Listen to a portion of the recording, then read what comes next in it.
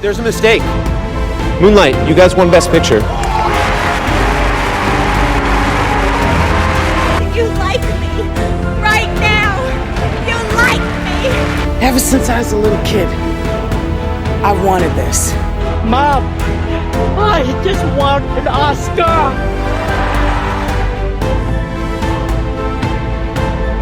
I'm Connor, and welcome back to another episode of the Ultimate Oscar Showdown. And this week we're going to be covering the 1960s, the Best Picture winners from this decade, ranking them from S tier all the way to D tier in the different categories. So not a direct 1 to 10 rankings, but sort of putting them into tiers of the types of movies that I personally enjoy. But if you're new to the series, what I do every single week, at least what I've been doing so far, is breaking down the Best Picture winners of decades and ranking them. We're going to continue with this part of the series, going into the 50s next week and the 40s after that. But then when we're done with the 40s, we're going to go back to the 2010s and then start ranking the Best Actor winners, and then go back all the way through and then go to the Best Actress winners and rank them. So we're going to essentially in this entire series cover ranking Best Picture winners, but also ranking the Best Acting winners in the 4 acting categories. And then by that time that happens, we'll be back into the Oscar season, where we're going to have another season of old Oscar countdown. You guys have been showing a lot of support for the series, so I do appreciate you liking the video, commenting below your personal ranking of the movies for each of the decades. Certain decades are better than others. You know, last week we talked about how the 70s were really great, 80s maybe a little bit less so, 60s I think is a little bit in between, because we've got some lows personally, but we also got some great highs, some great couple S tiers coming up. So stay tuned to this video and subscribe to the channel so you don't miss these videos. But generally they upload Monday, 10 a.m. Eastern time, things like that. I usually try to keep it up for. But without further ado, let's just jump into things. The 1960 winner is The Apartment, the Billy Wilder classic. And I remember watching this movie for the first time when I was 17, sort of discovering a lot of Billy Wilder's movies and not being totally enamored by it, because I appreciate other movies like The Lost Weekend and Sunset Boulevard and you know, some of the great stuff that Billy Wilder was able to do. So I was excited to sort of rewatch this one and go, hey, maybe I just didn't get it when I was 17. But unfortunately, you know, this one is still a movie that has never appealed to me personally. I didn't really get it this time around. It feels like a 1 hour 40-minute movie in the body of a 2 hour 10-minute movie. I have some reservations about really connecting to Jack Lemmon's character. I think you're supposed to feel a little bit of a sympathy, or at least a connection of the romance between him and Shirley MacLaine, but I don't really have that sort of understanding or empathy for sort of this sort of wet noodle of the character, that I have a hard time getting over the hump of really trying to like him or even understand some of his motives. So then I'm in a situation where this movie feels a little bit long. Of course, there's some great Billy Wilder dialogue in it. You can't deny that fact. And Jack Lemmon and Shirley MacLaine do a great job in this kind of a film of what they've sort of been given. But I just feel like the conceit of these characters, of the sort of length of the movie, was too difficult for me to overcome, and it's just never been a movie that I connected to personally, so it's going to go into the C tier for me. 1961, West Side Story. I think this is an all-time classic. I think if you were to ask me on most days what is your favorite all-time movie musical, it probably is West Side Story, because I think even though it's based on a stage play, it feels like a movie, whether that be the bright vivid colors or particularly Jerome Robbins' choreography. I think there's a sense of groundedness and choreography, not only with the actors but also with the camera. So we have a moving camera, so we can have lots of different angles and cuts, but also sort of feel the rhythm and pacing of the film and the energy that's brought through the dance. And just that sort of central conceit of the Jets and the Sharks. It would feel weird. A lot of dance, in my opinion, can sometimes feel airy or light on its feet, but with West Side Story, there's a sense of groundedness, of masculinity within, particularly this dancing, that gives it a sense of dangerousness, a sense of weight, and I think that really works when we're communicating the story through the dance moves. It's not a movie where we're telling the story and then all of a sudden we have to break because we have a dance sequence going on. No, it's telling the story through those dance sequences, through the body, through the moves themselves. So it does feel like this, you know, lower class neighborhood, gritty, intense tension, hot, bright colors, all that together communicated through the dance, so that when we get Tony Maria's romance, and their dance and their songs are very airy and light on its feet. It feels like this pure, innocent romance within this sort of harsh world, just communicated through the choreography and the dance. But of course, the beautiful photography and the colors in particular, and then the great ensemble of everyone involved. There really isn't somebody that sticks out, in my opinion. I think they all work for the film. It's a classic musical with one of the best opening scenes of all time, and Spielberg's 2021 remake was also quite good too, but I think the OG still holds up today, in my opinion, so it's going to go into the S tier for me. Then 1962, the winner is Lawrence of Arabia, and if West Side Story is maybe my favorite all-time movie musical, there are days where Lawrence of Arabia is my all-time favorite movie, period. I remember seeing it for the first time on the big screen. It was a movie that I had known about, but didn't want to see it until I saw it on the big screen. Finally saw it on a big IMAX screen and was just totally blown away by it. I think it's the absolute epic kind of movie theater experience that you can ever dream of. It's a singular movie, a movie that I don't think will ever be replicated again, just in terms of David Lean's perfection of the length of time he had to make it, but of course the perfection that he had within every frame, and this sense of practical epicness. I mean, so much of the stuff you would do with CGI, but just the fact that it wasn't done with that, and it still feels epic, still feels great. It feels like a real war at times. A remarkable, achievement on that regard. I do remember seeing it for the first time, and when we have that match cut from blowing up the match to the desert, and then with the swell of the music, it's just so this overpowering moment that if you don't feel something at that moment, I don't think you're alive. It's just this special, unique magic of cinema moment. And then the rest of the movie, I think, is so well constructed, underratedly well constructed, because they think of these big epic moments and sequences like that, but oftentimes the dialogue, I think, is really quite clever, because the movie isn't really about the political happenings or the war. It's really about Lawrence of Arabia, T. Lawrence. And the dialogue is so smart in giving you that information of the political goings on, the war, and where they're taking and what's going on. But really, in those scenes, they're actually telling a lot more about Lawrence and about who he is. Whether it be the scene where he not blows out the match, but burns the match in front of Mr. Potter, or sequences in which he's looking at his reflection through the blade when he has the white garb on. There's these little moments and these little scenes that are so well crafted in telling us who this man is, this very sadistic, vain, but great man. And that first half is building up his heroics, is doing what other people says is impossible, but he has such determination and will to get there that he does become great, and then becomes this larger-than-life figure, this icon. But then we don't stop from there. In the second half, it's the crumbling of that icon. It's the man who doesn't know what's the truth and what's not, because he doesn't know if it's a part of his persona that's been sort of created for him that he has leaned into, or if it's the real man himself. He sort of lost himself in a place that he once knew the best, or he thought he did, because there's so much this sort of disillusion of, I think, the white savior myth of this guy who comes in and takes over this place. He comes in, he becomes heroic because of these great things that he's done, but he's also complex, and he sort of falls into his own vainness and naivety of this region, and the fact that there's different cultures in history, and he thinks he can sort of just do this one thing and it will all be solved. But the second half really reveals that he can't, and it crumbles around him. So it's not only the technical marvel that Lean's able to achieve, which it is incredible and so visually beautiful, the most visually beautiful film of all time. It's also the characterization of Lawrence, played beautifully by Peter O'Toole, that keeps me coming back over and over again. It's not just technical marvel, but it's also a great character piece. And when you combine those two things, to me, it's just a perfect movie, really. One of my all-time favorite movies here. So one of a kind S-tier movie. Tom Jones, 1963, an underrated Best Picture winner, in my opinion, and a movie that I hadn't seen until I covered it on my Forgotten Oscar Film series almost 4 years ago now, because it was forgotten to me, because I hadn't heard of it. I didn't even know about this movie until I researched for that episode and for that series.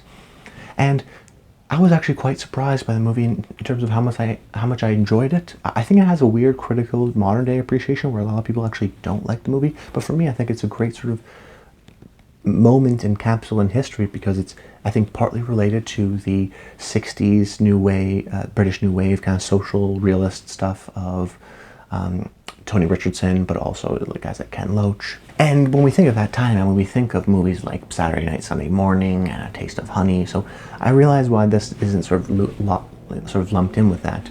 That being said, I think it actually sort of adopts some of those more modern thinking sensibilities of those films into a period piece. And, I think it has more in common with a movie like The Favorite than it does, say, Beckett, another sort of 60s period piece. Because it does have these really rapidly edited sequences, almost documentary style, handheld stuff in certain sequences. We have moving cameras. And just the fact that we have Albert Finney, who feels like this sort of more blue-collar protagonist in this aristocratic period piece. He does feel like a man out of time, but it works for the movie that they're telling.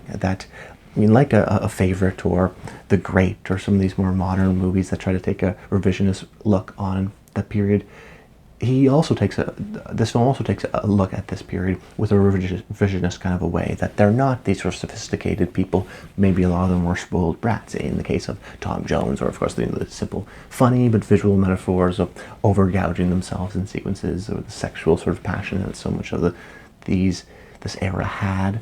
So I think it's a quite great film and an underrated film, and that. So if you haven't seen it, I definitely recommend you to check it out. So it's a great solid movie. It's going to go in the B tier for me. 1964, My Fair Lady. This is a movie that I never have really totally understood the passion for, and it's the only movie on this list that I haven't been able to fully complete, which is a disappointment for me. I always watch all these videos in preparation for this episode, even rewatching movies that I've already seen just to reaffirm my opinion.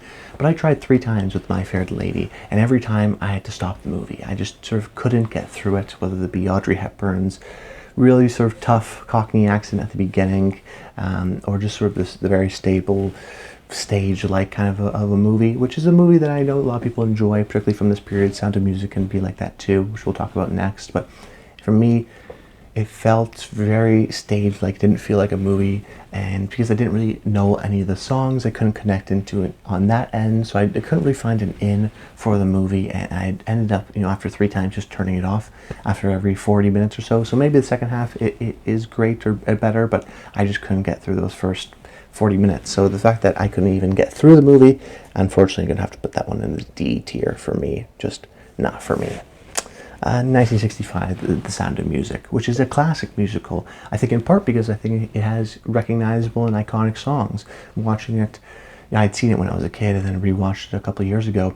And when I rewatched it, I was like, oh yeah, I know these songs. Oh yeah, this is from that. Oh, I didn't even realize that this song I knew was from this movie. It has that kind of a feeling to it, I think, for a lot of people. So it has these really great songs. It can be stage-like at times, for sure, but because I connect to those songs, I think I really connect to Julie Andrews really right from the start. I mean, she is the sort of embodiment of purity and innocence and just sort of absolute joy. And that's what this sort of movie is about. It's like this beautiful, innocent, great character that Julie Andrews plays so well. And then we have this picturesque location in Salzburg, Austria, which is literally picturesque. I mean, it looks like a picture that I may have drawn in the 3rd grade.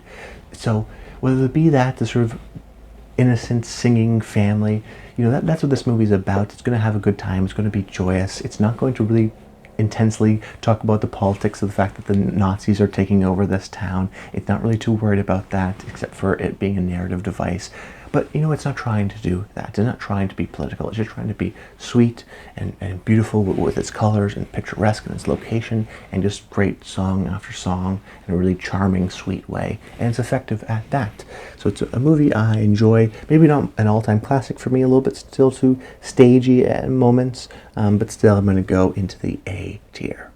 Then 1966, we have A Man for All Seasons, which is a classic chamber drama and a moral movie. It's an ethics movie. It's a what would you do in a situation movie. Now, modern day movies like this are made for $1 million, maybe $5 million if we're doing a period piece movie, and they probably wouldn't win Best Picture. But it's still effective when we look back on these movies, that regardless of the technology that they had, that if you tell an interesting story with some great acting, it's still going to hold up years from now. And I think that's what this movie does very well.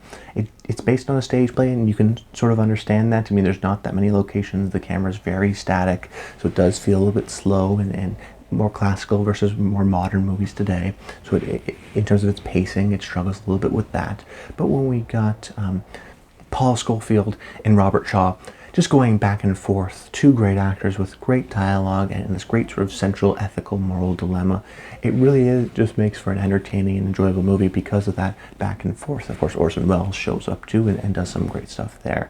And if you don't know, the movie is about Sir Thomas More, who was an English chancellor who denies the request from the King of England, to get an annulment and sort of give that request to the Pope. He doesn't sign off that because he doesn't morally believe that, and then becomes persecuted for and jailed for those beliefs. And it's really, I think, non-religious people can also appreciate this movie because it has this central moral dilemma of your principles and what would you really believe so much in what you believe that you're willing to die for it, that you're willing to sacrifice everything to uphold this standard, or will you crumble? There's a lot of interesting questions, I think, that the movie raises in this pursuit. And it's an interesting enough question to sustain this movie, plus with the great performances and writing. It's a movie I enjoy, even if slow at times. So it's going to go in the B tier for me. 1967, In the Heat of the Night, historically one of the best Oscar years in terms of a clear delineation, a clear transition point between old Hollywood and new Hollywood. You have a movie like Dr. Dolittle, which is the embodiment of old Hollywood, or at least 60s Hollywood, of these big scale productions. Then you have a movie like Guess Who's Coming to Dinner, which is made in a way that is sort of stately and feels like a 60s movie, but then its themes and its topics are very modern, or modern to the time. And then you have a movie like The Graduate, which launches Mike Nichols and Dustin Hoffman. And then you have a movie like Bonnie and Clyde, which is this exciting, ultra-violent movie that also launches two big stars, that shoots on location, and it doesn't feel like those 60s movies. It feels like an evolution based on, the new technology of the cameras and whatnot. And the types of topics, once again, that's talking about. And then the winner ultimately going to In the Heat of the Night. Now, personally, I probably would have given it to The Graduate, but I don't think In the Heat of the Night is a bad movie. And I think it's actually a great transitionary movie because in certain moments, yes, it does feel like a sort of older movie in terms of how it's made, in terms of some of its camera works and movements and static cameras. That being said, it's shot on a lot of locations, and the topics and themes it's dealing with are very modern. The Civil Rights Act in the States wasn't enacted until 1964. This is a movie that was released in 1967. Sidney Poitier is going down into the South, shooting this movie in places where he's in real fear for his life. So it was a big deal at the time, and a really sort of quick turnaround in a modern movie in that regard. And the movie is about two cops, one black, one white, who are investigating into this case. But of course, it's really about, the racism in the South and racial intolerance, and how the Americans sort of transition from this point in which they had this sort of deep hatred for the two races, and now now everyone's equal, and now we have to sort of come up with that fact, and are we going to work well with each other, and how are we going to come across or overcome some of the biases that we have. And that movie's so great at that, at these subtle moments and racist gestures of how the camera sort of lingers on Sidney Poitier's character, or even just the two men's relationship and their dynamic. And it's about conflict, but also I think secretly is also about the North and South divide too. That this is the fact that the North are seen a little bit more posh, and the South do things their own way and a little bit more backwards, and sort of the back and forth and the clash between North and South, which of course, if you know American history, is also interlinked very much with slavery and of course black and whites and their history within America. So it's a really complex movie that tackles a lot of questions and tackles them head on, and I appreciate the sort of boldness in which it does that, and it does still feel like an interesting crime movie that's shot on location, that has some great sequences, and you're still interested in the mystery, but then it's also a movie that's interested in these bigger topics and ideas. So an important movie, and still a movie I enjoy today, so one that's going to go into the A tier. 1968, Oliver, another 60s kind of a musical, although it doesn't have the great songs of The Sound of Music, nor the realism and modern day sensibility of a West Side Story. So for me, it was just sort of a blah, okay movie. It's a movie that I'm glad Carol great movie like The Third Man. I'm glad he has an Oscar, and he did get one, even though I don't totally love the movie.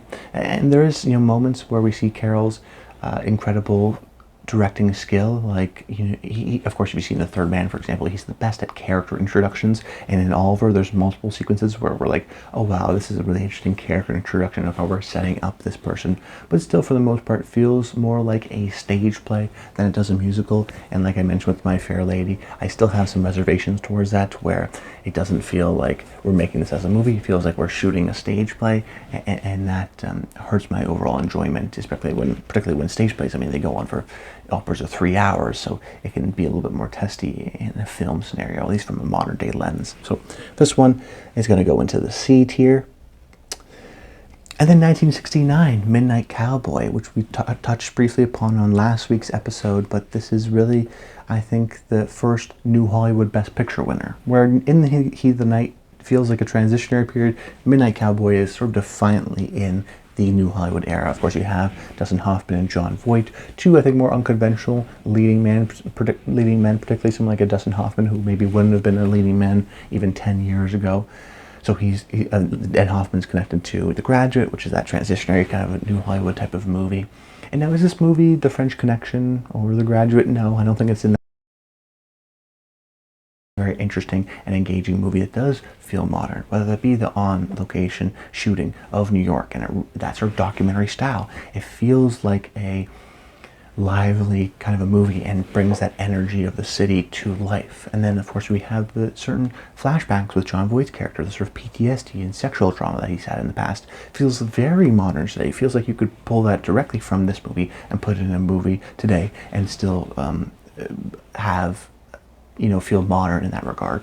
So you can have an appreciation for the movie like I do of this great New York city and the sort of underworld that we don't see too often, and these types of characters that we haven't seen in movies too often and still don't see, which is very interesting, and sort of the duo dynamic that the two men have. But then I think you can also read into the sort of gay subtext of the film and their relationship on that regard, although I don't think it's entirely the only way to view that movie. I think there's other ways to view it, but it's definitely an interesting reading and one that I think can be applied to this film.